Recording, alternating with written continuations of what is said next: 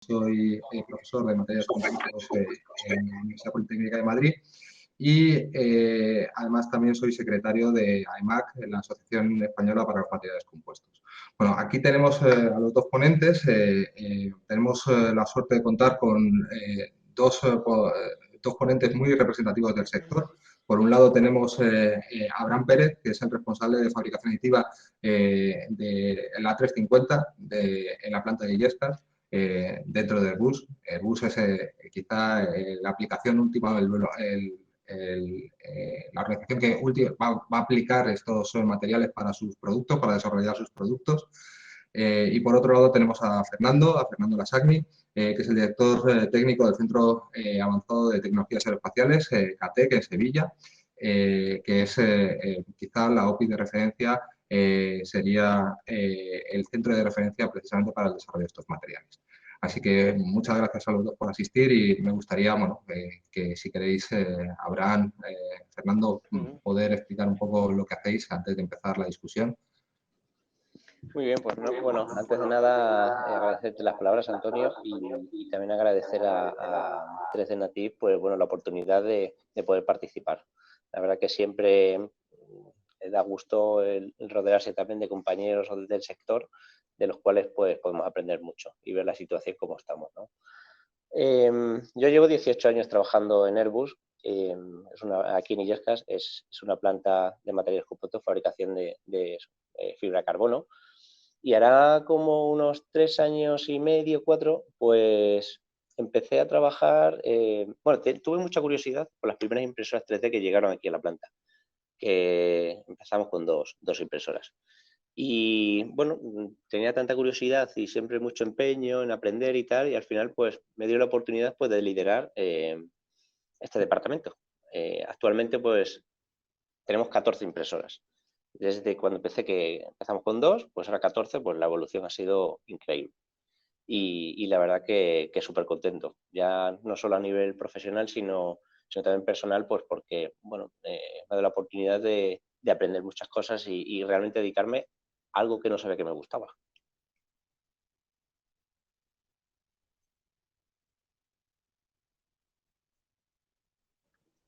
Muchas gracias, Abraham. Fernando, ahora es tu turno para que puedas hablar toda tu experiencia. Gracias.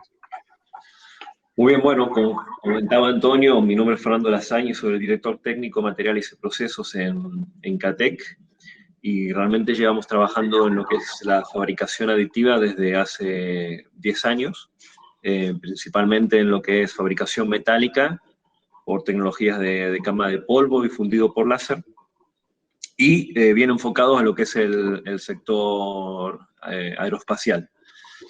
Y además, bueno, tengo el privilegio de coordinar el grupo de fabricación aditiva de la Plataforma Aeroespacial Española, y también he sido representante por España en los encuentros de armonización tecnológica de la tecnología en la Agencia Espacial Europea, en las dos encuentros, el año 2014 y 2017, y recientemente también participé en el desarrollo de la normativa europea para piezas metálicas de fabricación aditiva de cama de polvo para la Agencia Espacial. Y bueno, dentro de lo que es la tradición de CATEC y lo que hemos desarrollado, hemos tenido la oportunidad de fabricar de las primeras piezas metálicas de vuelo para el sector espacial, que se fabricaron en España y desarrollaron en España, particularmente para el satélite Quantum, unas piezas metálicas estructurales. Y luego he trabajado en muchos programas como el satélite CREOPS, Proba 3, el satélite argentino Saviamar, y también en los demostradores de vuelo de Clean Sky, aportando para el de ala un carenado metálico, y para el helicóptero Racer las primeras piezas estructurales metálicas que se introducen en un helicóptero. Y para terminar, el hito más importante es que conseguimos a finales del año pasado con Ingeniería CITD, que fue entregar las piezas de vuelo de la estructura secundaria de la sonda espacial JUICE, que va a estudiar las lunas gélidas de Júpiter, y que, bueno, constituyen 11 componentes, que son los soportes de sensores y desde los reaction wheel de la misión, y van a ser las piezas de fabricación aditiva metálica que más lejos van a viajar por hoy en la historia, ¿no?, de esta tecnología. Bueno, está demostrado que tenéis experiencia, tenéis conocimiento, pues ahora ya solamente hay que aplicarlo. Bueno, también recordaros a todos los que estáis aquí en esta sesión que, bueno, vamos ahora a debatir un poco, pero nos gustaría también vuestra participación. Tenéis la pestaña de Question and Answers, el Q&A ahí a la derecha para que podáis hacer todas las preguntas y al final trataré de transmitir las que se pueda a los dos ponentes. Bueno, yo creo que la primera pregunta es obligada. Básicamente vamos a presentar qué se puede hacer o qué se está haciendo con la fabricación aditiva en la industria aeronáutica. Así que, ¿cuál es el estado ahora de desarrollo de los materiales y procesos de impresión 3D precisamente en nuestro sector, en el sector aeronáutico? Bueno, Abraham, por ejemplo, tú que eres sí, la impresión 3D no es que haya venido para quedarse, es que ya forma parte de nuestro día a día, ya de los procesos productivos. En Illescas tenemos una impresora certificada para material avionable y ya lo tenemos, vamos, es en serie, fabricamos en serie. Pero aparte de eso, colaboramos con el sector de defensa, fabricando también piezas para Eurocopter, para satélites estamos ahora para cerrar un proyecto. Bueno, al final, el avión 350 es el avión más moderno que tenemos. Ya se han implementado más de 1000 piezas de fabricación aditiva. Bueno, esto cada vez va en aumento. En lo que es la red interna de Airbus, tenemos en torno a unas 130 impresoras más o menos. Sí que tenemos muy centralizado lo que es la fabricación en metal, porque al final la fabricación en metal, pues bueno, lleva un coste elevado, tanto lo que es la maquinaria como el espacio, y eso sí que lo tenemos centralizado. Pero lo que es la fabricación aditiva por FDM, pues sí que lo tenemos localizado en la mayoría de las factorías que tenemos en los diferentes países.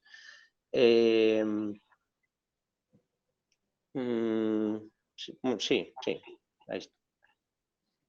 ¿Tenéis en toda la cadena implementado esto? Es decir, ¿subcontratáis alguna fabricación de alguna de estas piezas? Sí que se fabrican, sí que se subcontrata. Al final lo que queremos también es cada vez internalizar más. Y, a ver, al principio lo que tienes que coger es esa skill con las máquinas y bueno, con esa experiencia, pues cada día aprender un poquito más. Nosotros también sí que estamos internamente desarrollando pues nuevos proyectos. Bueno, son proyectos para futuro, para ser un poquito más independientes también. Y al final, pues, que esas 1000 piezas que estamos incluyendo en el A350, pues que se multipliquen. Es un proyecto que se está apostando por ello y, bueno, lleva su tiempo. Pero yo creo que vamos bien encaminados. Bueno, Fernando, tú antes has mencionado la estructura que más lejos va a ir de impresión 3D de todas las que se ha fabricado hasta ahora. Bueno, entre medias, ¿cuáles nos puedes decir? ¿Cuál sería el estado normal del sector? Eso es un caso extremo, pero ¿cuál sería lo que vamos a tener en nuestro día a día? Vale. Bueno, comentar un poco, centrándonos un poco más en la fabricación metálica. Como bien decía Abraham, ¿no? A nivel de plásticos hay una certificación para todo lo que es el tema de piezas en polímeros, principalmente en Ultem, ¿no? Abraham, si no me equivoco. Sí, y luego, a nivel de fabricación metálica, bueno, ha habido un desarrollo muy importante en todo lo que es investigación de potenciales aplicaciones, su desarrollo, su validación, tanto mecánica funcional. Y a partir de ahí también se ha ido trabajando dentro de los fabricantes de aviones en generar una normativa interna para la aceptación y para definir los requisitos, ¿no?, que se piden a esas piezas metálicas. Ya desde hace muchos años hay implantado un proceso para lo que son componentes en titanio, que fue uno de los componentes, digamos, de los materiales que más han investigado inicialmente con la tecnología, por una serie de características, los business cases mucho más favorables respecto de tecnología convencional como puede ser el mecanizado. Ahí realmente hay un ahorro muy importante en los tiempos de mecanizado, digamos, que se ahorran, y los costes de fabricación que se pueden ahorrar por técnicas de impresión. Toda esa clasificación de requisitos de piezas, de características mecánicas, se ha ido también desarrollando en función de la categoría de los componentes. Sean críticas estructurales, críticas funcionales y no críticas, ¿no? Hay una serie de requisitos que aplican a cada una de ellas, y eso está relacionado también con los necesarios que realizar la tecnología de inspección, etc. En un segundo lugar vino ya lo que es la certificación de aleaciones de aluminio. En este caso el grupo Airbus hace muchos años apostó por desarrollar una aleación que se llama Scalmalloy, que es una aleación de aluminio magnesio, para la cual se ha estado trabajando los últimos 3-4 años también en tener una normativa interna de cómo, de qué requisitos se le van a pedir a ese tipo de piezas. Y por otro lado también tenemos las aleaciones metálicas de alta temperatura, principalmente donde se ha hecho una apuesta muy, muy importante en empresas fabricantes de motores, como puede ser GE o puede ser Rolls-Royce,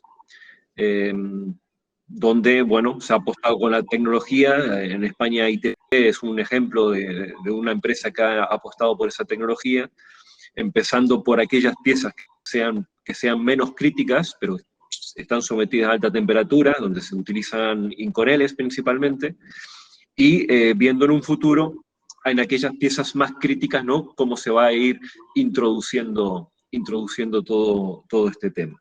Entonces diríamos que a nivel de madurez, para resumir, por materiales tendríamos el titanio prácticamente implementado, el aluminio en vías de, prácticamente ya hay una normativa interna, y el Inconel también, que está bastante desarrollado.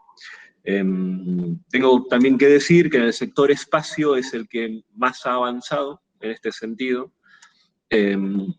Hay un aspecto fundamental en el espacio, que es no tenemos el problema de la fatiga mecánica.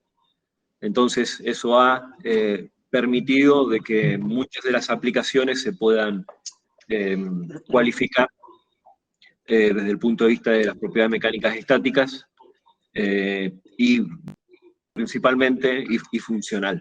Eso ha permitido de que el desarrollo haya sido muy rápido allí, pero es importante también decir que las lecciones aprendidas del sector espacio también están bajando al aeronáutico, por lo que veremos en el corto plazo una implementación más relevante en el sector aeronáutico. Bueno, sí me gustaría... Sí me gustaría añadir... todas las tecnologías, Fernando. Perdona, Abraham, ahora ya sí. Sí, perdón. No quería interrumpirte, disculpa. No, sí que me gustaría añadir que nos hemos centrado, pues bueno, en la fabricación como de piezas avionables, o que van en las naves, en los aviones. Pero a nosotros sí que nos da mucha versatilidad y nos ayuda mucho a la hora de hacer utillaje para una reparación. En sí, no va el utillaje directamente en el avión, pero cuando tenemos que hacer, bueno, eso, una reparación en sí, el ahorro de coste y de tiempo es brutal, porque muchas reparaciones son ad hoc, son especiales, lo que supone fabricar un utillaje para esa reparación especial en impresión 3D frente al tiempo, también tiempo nuestro burocrático a la hora de pedir un útil a un proveedor para que lo fabrique en metal, pues los tiempos se incrementan muchísimo y el coste se nota, es brutal.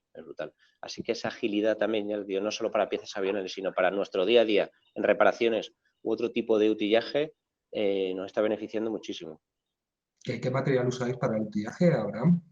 Tenemos, bueno, tenemos una impresora, una Fortus de Stratasys, y tenemos el Ulten 9085 certificado para piezas de vuelo, y luego el Ulten 1010, que es para utillaje.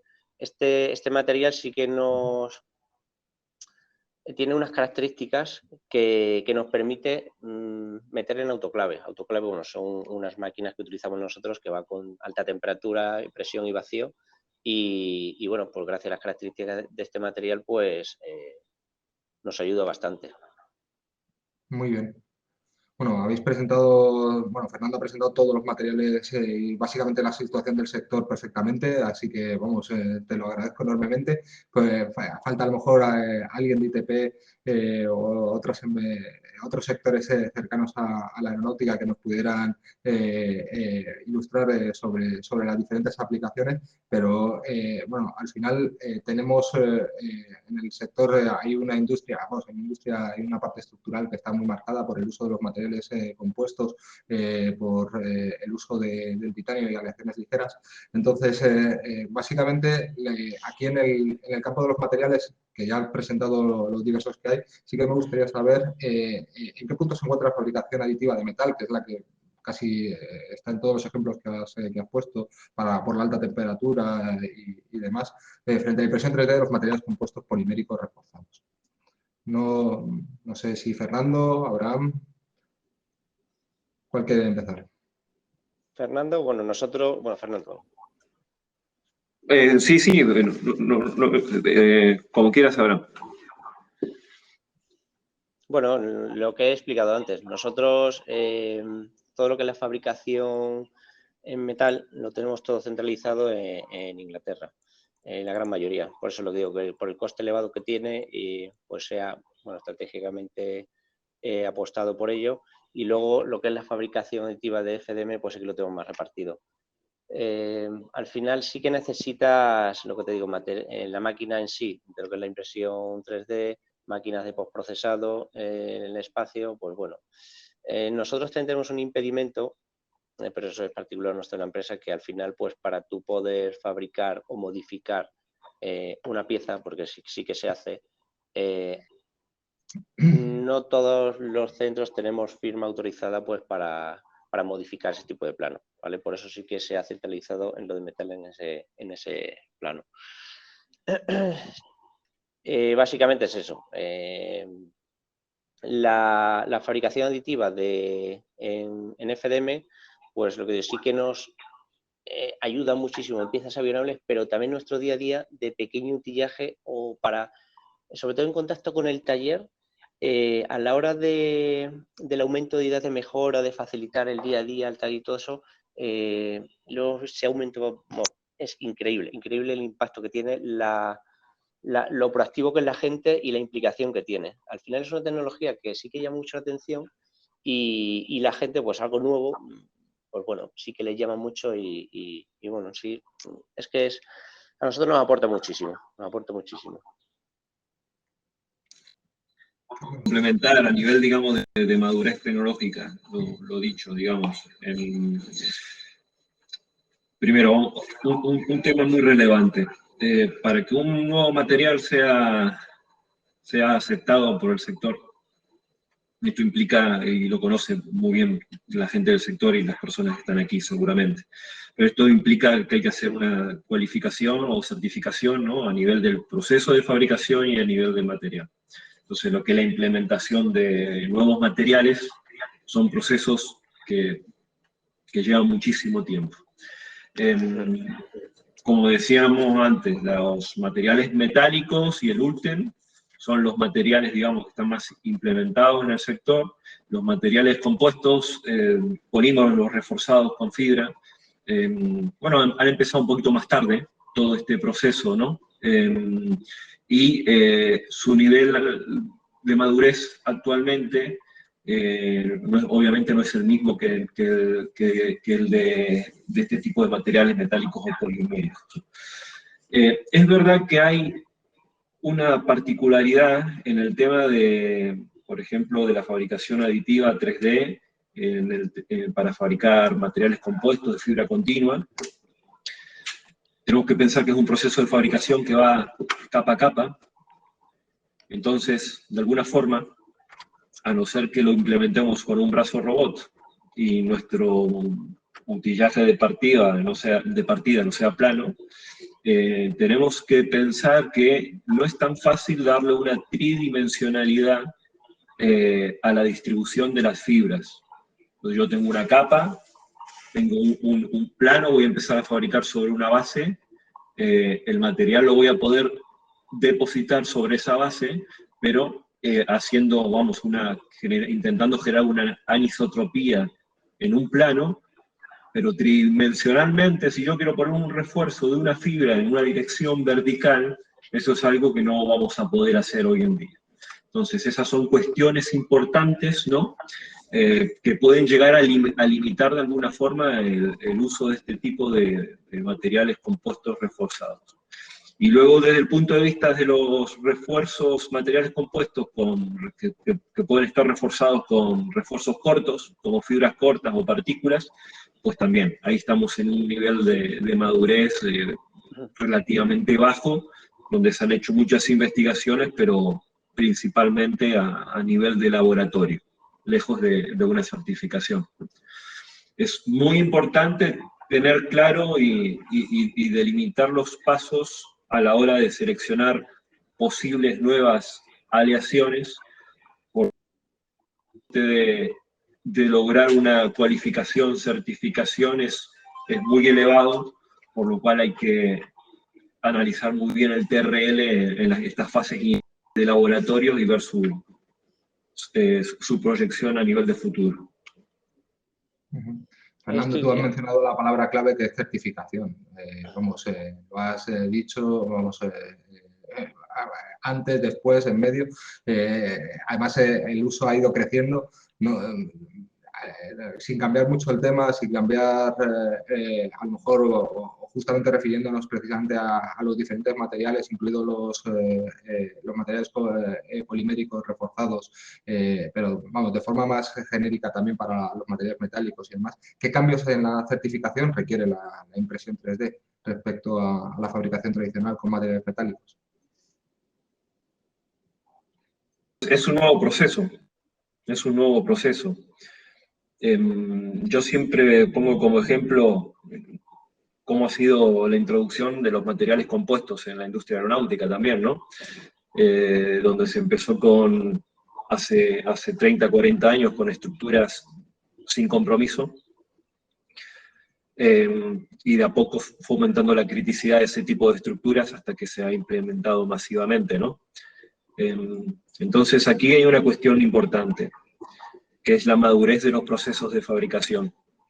Y las certificaciones ahora mismo, por ejemplo, además de tener que hacer la certificación del proceso de fabricación, lo que básicamente implica cómo se trabaja con la materia prima, porque a diferencia del mecanismo convencional tenemos una materia prima, por ejemplo, en el caso del polvo, que está viva.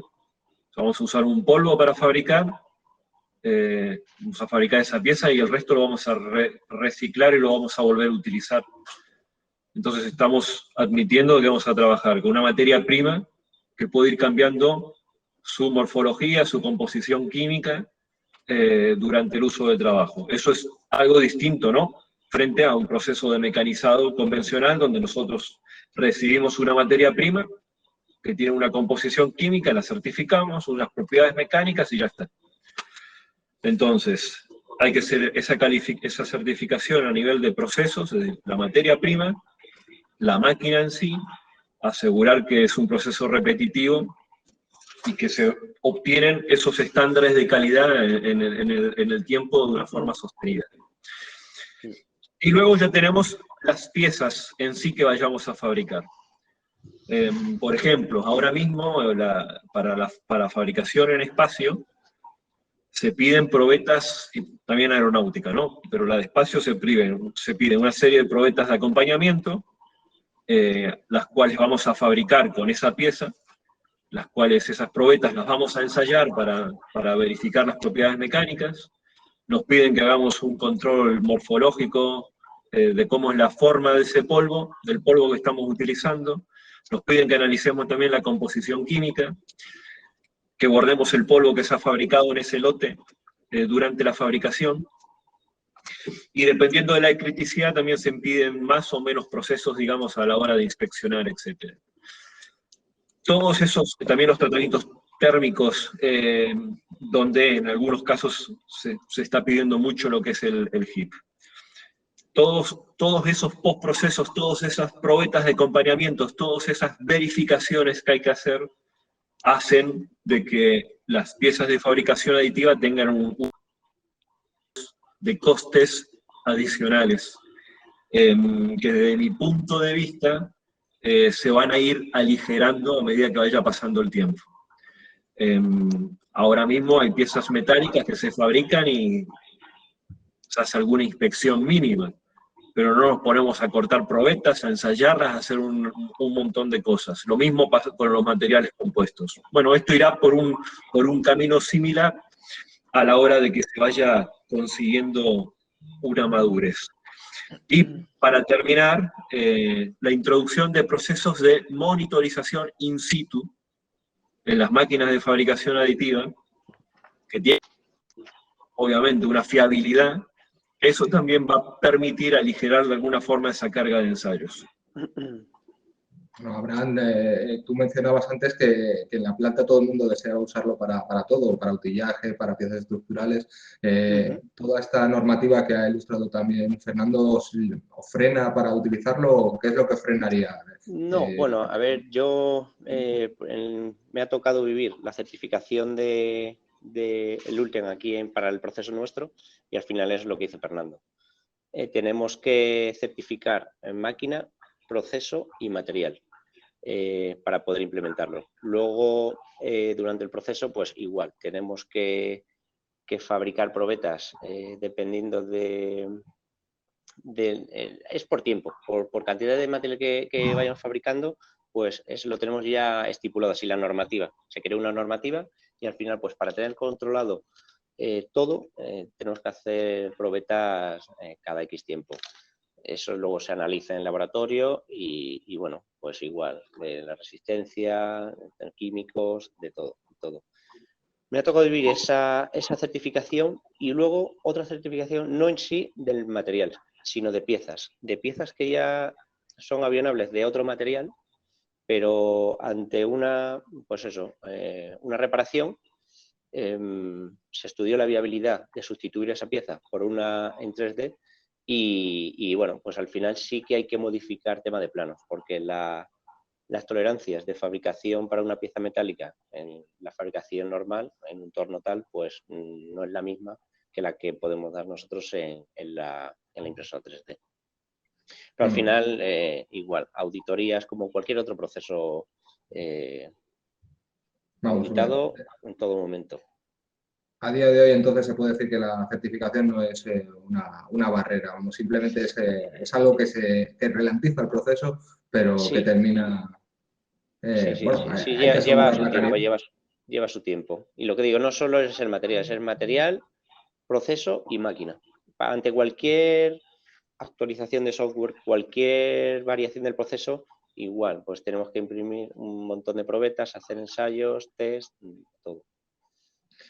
Muy bien, pues esto que si no nos limita, ¿qué es lo que nos puede limitar?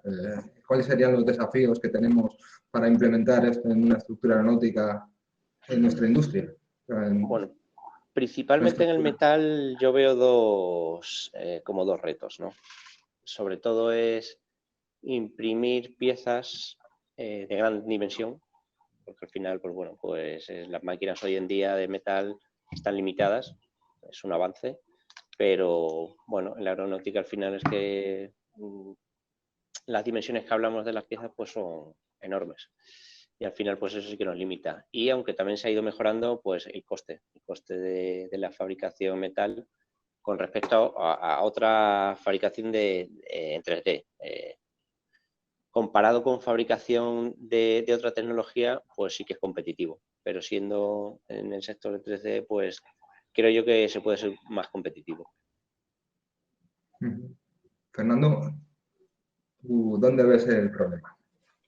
Sí, como bien dice Abraham, el tamaño es algo muy importante. Los costes ni hablar, obviamente.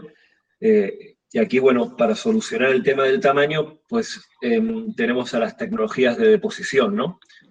Tanto deposición de hilo, deposición de polvo, fundido por láser, fundido por arco, los que nos puede permitir fabricar piezas de dimensiones ya importantes. Es una tecnología que, por ejemplo, la fabricación utilizando aporte de hilo tiene una gran ventaja, que es el coste de la materia prima, que es relativamente más bajo, bastante más bajo que en polvo, y luego también el proceso de fabricación, el coste de máquina, de hora máquina, es más bajo.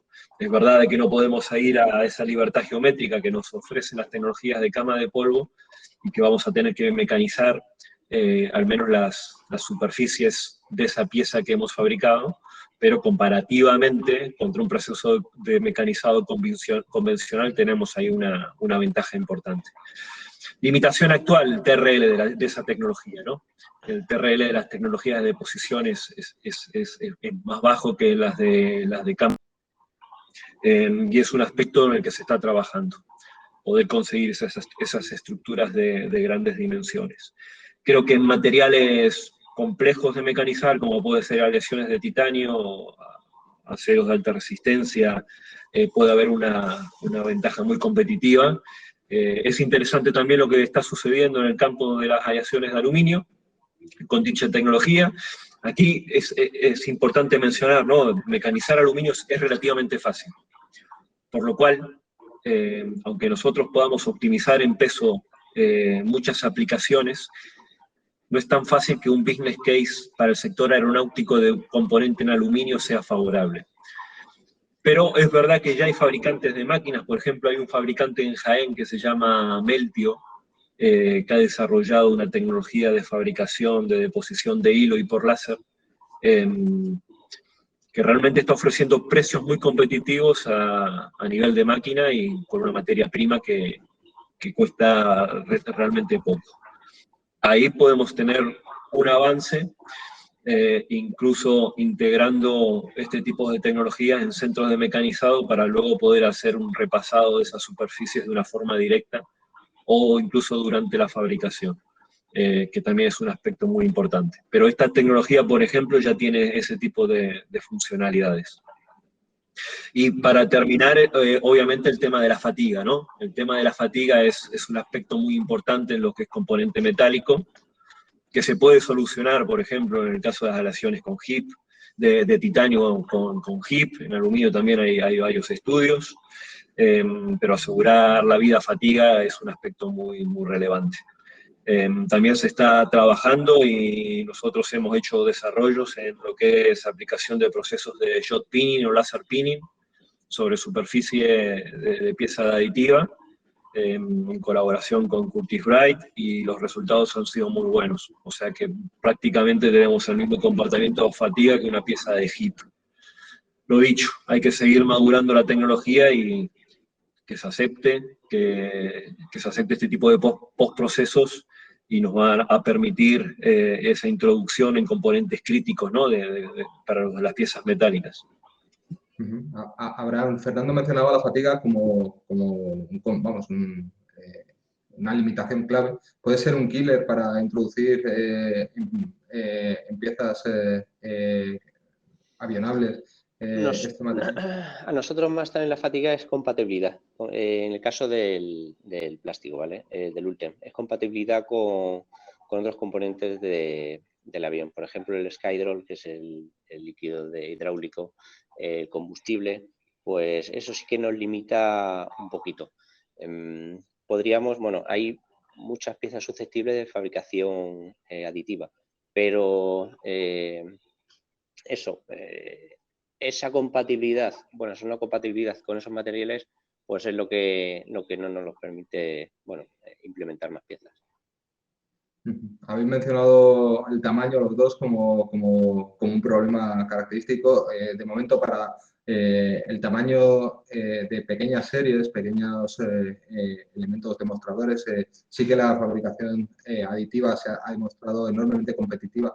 El tamaño de la serie puede ser un limitante también para el futuro, es decir, tendremos máquinas 3D lo suficientemente, bueno, suficientes máquinas como para poder fabricar todas las piezas que pueden mandar un producto tan complejo como puede ser el avión o porque estamos hablando de industria aeronáutica, otras industrias como puede ser pues, la automoción o similares.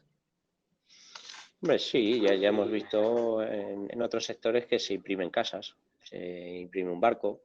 Bueno, al final es sobre todo la certificación y las necesidades en cada sector. Me imagino que en el futuro pues se llegará a ello. No sé si lo veremos o no, pero esto avanza como todo, y sí que ha habido un gran avance sobre todo en la capacidad de las impresoras de metal. Pero bueno, yo creo que sí, que en un futuro llegaremos a ello. Sí, bueno, esto es al final no es una relación de cuánto me cuesta fabricar por la aditiva y cuánto me cuesta fabricar por la convencional. Hay unas ventajas que son obvias que podemos obtener por la parte de la fabricación aditiva, principalmente para el sector espacial o aeronáutico, es la reducción en peso. En espacio es mucho más fácil implementar, series muy cortas, que puede ser una pieza, reducciones de peso del 50-60%. Bueno, esas reducciones de peso también las podemos alcanzar al sector aeronáutico para muchos componentes, pero claro, el coste de volar una pieza y no es lo mismo que en el sector aeronáutico, ¿no? Donde buscamos ligereza, pero también tenemos que buscar procesos de producción que sean baratos a la hora de fabricar. ¿Cómo va mejorando esto? Lo que comentaba antes, que se vayan bajando de a poco los criterios de controles que hay que hacer al proceso de fabricación. Eso es un coste extra que no los podemos ir quitando por monitorización, por tener un proceso de fabricación mucho más maduro. Y por el otro lado también los sistemas de fabricación han experimentado bajadas en precio. Y por ejemplo, lo que es deposición por hilo, hablamos de equipos que pueden costar un quinto de lo que cuesta un equipo de fabricación de cama de polvo, ¿no? Bueno, esos saltos incrementales es lo que pueden ir haciendo de que de a poco vayamos teniendo business case mucho más favorables y que la implementación sea más atractiva. Industria aeronáutica, principalmente es muy interesante para la industria de defensa, donde los ratios de fabricación de aviones no son tan grandes. En aviación comercial, obviamente los business cases tienen un análisis más complejo, pero en aviones militares lo vamos a seguir viendo mucho más a menudo. Y además tenemos que pensar que son aviones que son reconfigurables para cada uno de los clientes, ¿no? Entonces esa necesidad, ¿no?, de optimizar un avión para cada uno de esos clientes abre, por otro lado, las posibilidades de esta tecnología, ¿no? Abraham, no sé si quieres añadir algo más. Yo creo que casi nuestra discusión ya vamos a terminar dentro de poco y vamos a pasar a las preguntas que ya nos están haciendo porque ya el tiempo está terminado. Abraham, no sé si quieres añadir algo. No, de momento, bueno, al final, bueno, al principio la tecnología 3D pues empezó un poquito pues para hacer prototipos y bueno, en Airbus ya hemos llegado al punto de inflexión que el valor añadido que nos da la impresión 3D pues supera al valor que nos da hacer un prototipo. No significa que hayamos dejado de hacer prototipos, sino que hemos implementado en nuestro proceso productivo como otra tecnología más. Y al final, pues eso, apostar es el futuro. Bueno, la pregunta con más votos es justamente para ti y yo creo que, bueno, concretamente es que si se hace desarrollo de impresión 3D en España en Airbus, has puesto múltiples ejemplos, yo no sé si podrás poner alguno más para aclarar esta pregunta. Se está haciendo, sí, desarrollo de nuevos materiales, bueno, es proyectos estratégicos, pero hasta ahí puedo decir también. Al final, política de empresa, pero sí. Muy bien. Bueno, también otra pregunta que tiene múltiples votos es si se van a crear muchas más aleaciones en el sector aeroespacial como el escamador. Hay también múltiples desarrollos, todos lo conocemos, pero Fernando. Sí, mira, desde el punto de vista de aleaciones metálicas, volver a comentar, no podemos pensar en tener 300 materiales porque el proceso de certificación, cualificación es muy elevado. Pero se están dando pasos, por ejemplo, muy interesantes. Airbus ha patentado también otra aleación de aluminio que se llama Scancromal, que es una aleación de base cromo-escandio. El Scalmaloy era de aluminio magnesio escandio, el Scancromal es aluminio cromo-escandio, que tiene una serie de ventajas frente al Scalmaloy desde el punto de vista de la resistencia a la corrosión, con muy buenas propiedades mecánicas y una muy buena procesabilidad para la tecnología. Esa aleación es quizás de las que está más avanzada y enfilada, ¿no?, para obtener en el corto plazo una certificación. Hay otros aluminios que se están también extendiendo, digamos, para utilizar en el sector, como puede ser la aleación A20X. Muy importante es que tenemos que tener en cuenta que detrás del desarrollo de una aleación tenemos que tener atrás un fabricante que luego sea capaz de producir en grandes stocks el material, que no se quede en un desarrollo a nivel de laboratorio. Entonces estas cosas la industria aeroespacial los mira muy bien, ¿no?, para que luego pueda suceder. Entonces, bueno, tenemos ahí aleaciones de aluminio, al menos 2, que están en el punto de mira. Y también conozco de mis colegas en Alemania, del DDR, desarrollo que están haciendo en aleaciones de titanio que sean que tengan una mejor procesabilidad por la tecnología de fabricación aditiva, porque lo que se ha utilizado al principio, titanio 64, que es la aleación más extendida en el mundo de la aviación. Por ejemplo, los aluminios empezaron con aluminio, silicios, aleaciones de ese tipo, que son aleaciones que vienen de la fundición, pero luego se está dando el salto, ¿no?, a aleaciones que sean mejor para procesar por la tecnología de fabricación aditiva.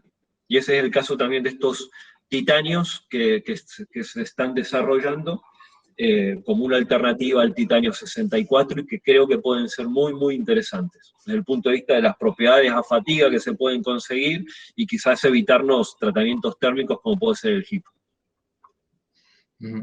Muchas gracias, Fernando. Al final, bueno, la siguiente pregunta tiene que ver más que, bueno, no sé si con una vocación, pero al final tenemos muchos sectores, tenemos la ingeniería de materiales, tenemos ingenierías aplicadas como la aeronáutica, la naval, industriales.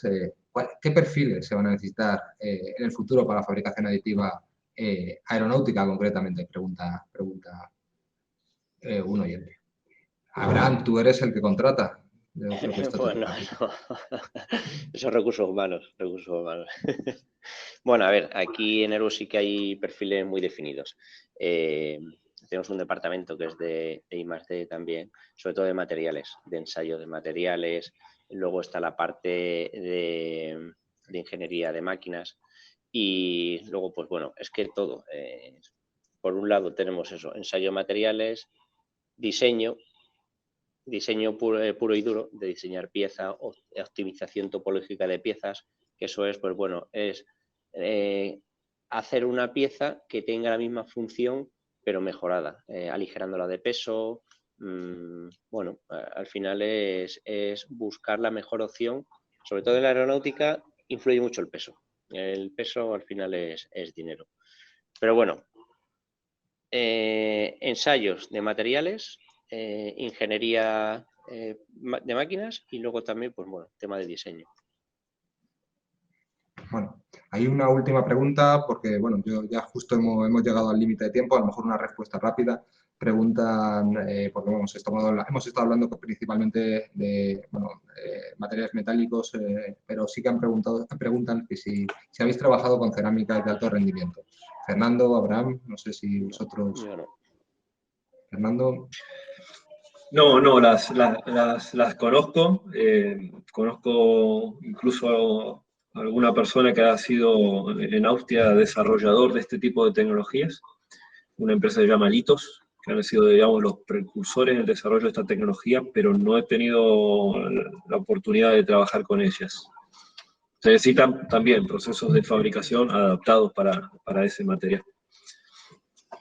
Bueno, ya desgraciadamente el tiempo ha llegado a su fin, así que bueno, pues gracias por asistir a esta sesión y gracias a vosotros, Abraham, Fernando, por toda todos los conocimientos, todo lo que habéis expuesto, porque ha sido enormemente interesante y bueno, prueba de ello todas las preguntas que ha habido por parte de los oyentes. Bueno, gracias también a los oyentes por estar aquí y a la organización. Un saludo. Muchas gracias.